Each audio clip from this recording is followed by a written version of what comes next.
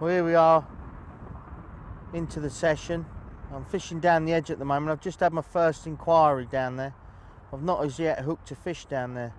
One liner, it flew under, but however the session's gone really well on the top 5. We've had 6 or 7 decent carp, a crucian, even a couple of roach and a hybrid, and there's definitely odd fish there. Just had another little indication down the edge then. I think that there's definitely, like I say, quite a few fish milling around on that top 5 line. It's not hundreds of bites, having to lift and drop and really work for bites, but when you get one, luckily it's a decent fish. The wind's turned now and blowing nicely into this bank, and I'm hoping that the session will just get better now. Trying to catch down the edge because I know that there's some real big fish along here, but I'm going to keep feeding it even if I don't persevere on it, because like I say, there's definitely some fish to be had on that top 5, and I don't want to neglect that swim.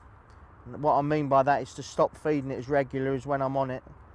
I don't want to neglect that and end up with no fish there at all. Oh, there's our first one down the edge. Float literally flew under 100 miles an hour.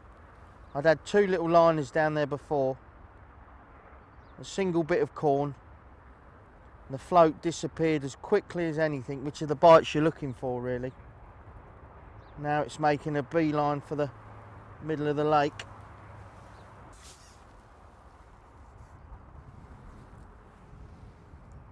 Feels like a decent fish.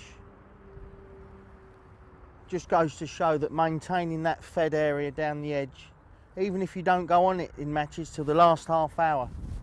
The amount of matches I've been around there trying to compete and doing well in the match but not necessarily winning, and then a peg that I've primed up all match, I've gone on late, caught 2 or 3 big fish and won the match. You'd be amazed how many times that's happened.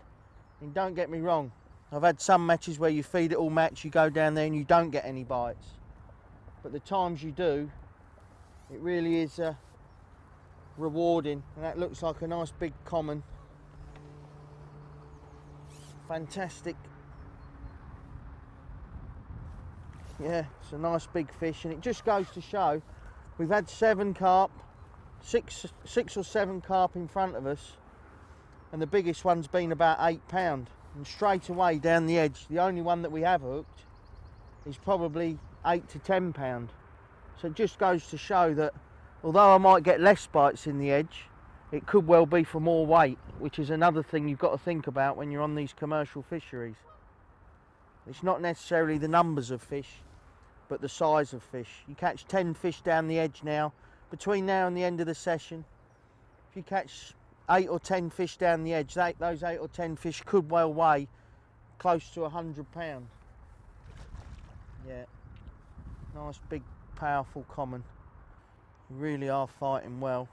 Some of the ghosties I've had on the top 5 have fought unbelievable, but this one's one of those big long commons that I don't think, to be honest, they get caught very often. These are the clever fish, the ones that come in late in the day and they feed on the bait that anglers have dropped in. They know exactly what's happening. They've been caught a few times when they were smaller, and hence the reason I think that they really fight hard when you do hook them. But I'm really confident now of catching a few fish down the edge. Maybe not as many, like I've said, as I would do on a top 5, but the size of them will definitely be bigger. There's a lot of double figure fish in this lake, a lot of fish well over 15 pounds. And you get a handful of these in your bag and you're going to be very hard to beat.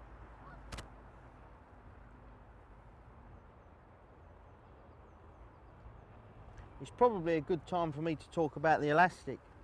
And a lot of people might be watching this and thinking, why aren't you on red hydro or brown hydro? And my mentality has always been the same. You don't need hundreds of these fish. You only need 15 or 20 fish to win the match. And the way I like to do it is to get everyone in a hook.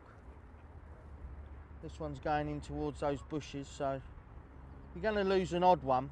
But the thing is, with with red or brown hydro, you can end up pulling miles too hard.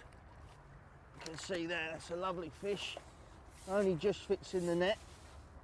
Look at that one for down the edge. First fish, well over £10. There you go, first fish down the edge, probably about £12. It's a real thick fish. It just goes to show that those big munters do come in down the edge. It's our 8th carp and the biggest by far, and I think it just underlines the fact that the big jugs, so to speak, are down the edge. And it's an absolute prime example.